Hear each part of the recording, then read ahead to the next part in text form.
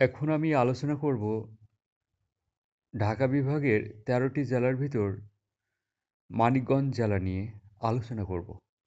আমরা এর আগের পর্বগুলোতে ঢাকা, গাজীপুর, কিশোরগঞ্জ জেলা নিয়ে আমরা আলোচনা করেছি। আজ আমরা আলোচনা করব মানিকগঞ্জ জেলা নিয়ে। মানিকগঞ্জ জেলার কয়টি উপজেলা আছে এবং মানিকগঞ্জ জেলার কিভাবে নামকরণ করা হলো, মানিকগঞ্জ জেলাতে দর্শনীয় স্থানগুলো আমরা যেগুলোকে বলি মানে স্পট পয়েন্ট যেগুলো আমরা পিকনিক স্পট বলে আমরা পিকনিকে যাই, ঘুরতে যাই বা বিভিন্ন দর্শনীয় স্থানগুলো আমরা দেখার জন্য যেগুলোকে বলি সেগুলো অ্যা মূল পয়েন্টগুলোকে আমরা নিয়ে আলোচনা করব এবং মানিকগঞ্জ জেলার যে বিখ্যাত খাবার, সেই খাবারটা নিয়েও আমরা আলোচনা করব। আর বর্তমান সময়ে বা এর আগেও পরীক্ষাগুলোতে কিন্তু আপনার অধিকাংশ সময় মানে প্রতি প্রতিটা জেলার মানে কিভাবে উৎপত্তি হয়েছে মানে সেই সম্পর্কে ২-১ টা প্রশ্ন কিন্তু থাকেই। এছাড়া বিভিন্ন পরীক্ষায় কিন্তু এগুলো থাকে। পরীক্ষার জন্য এছাড়া স্টুডেন্টদের জন্য অনেক গুরুত্বপূর্ণ একটি বিষয়। আমরা এখন মানিকগঞ্জ যে জেলার ভিতর আমরা চলে যাই। আমরা মানিকগঞ্জ জেলার ইতিহাস ও মানচিত্র নিয়ে আমরা আলোচনা করব। তারপরে দেখা যাচ্ছে যে এটা মানিকগঞ্জ জেলার মানচিত্র। মানিকগঞ্জ জেলার যে ৭ টি উপজেলা নিয়ে মানিকগঞ্জ জেলা গঠিত।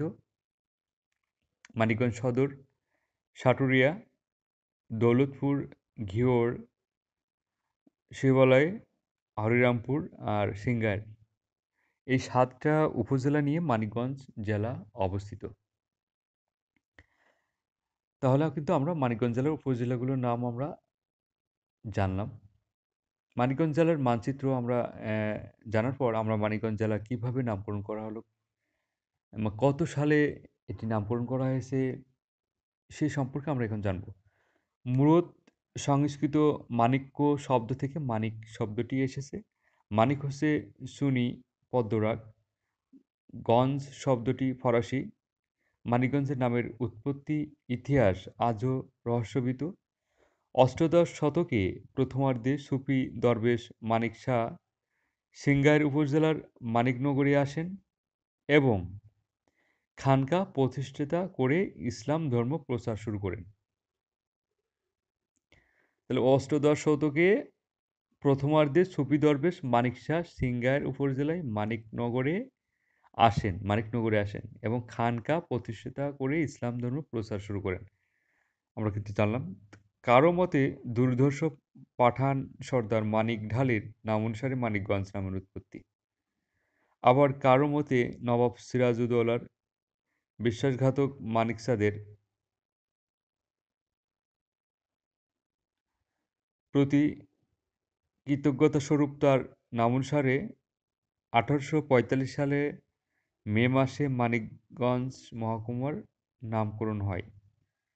মানিকগঞ্জ মহকুমার নামকরণ সম্পর্কিত উল্লেখ্য ৩টি পৃথক স্থানীয় জনশ্রুতি এবং অনুমান নির্ভর এর কোনো ঐতিহাসিক ভিত্তি পাওয়া যায়নি। তবে মানেকশের নামানুসারে মানিকগঞ্জ মহকুমার নামকরণ সম্পর্কিত জনশ্রুতি এবং ঘটনা প্রবাহ থেকে যে চিত্র পাওয়া যায় তাই সঠিক বলে ধারণা করা হয়।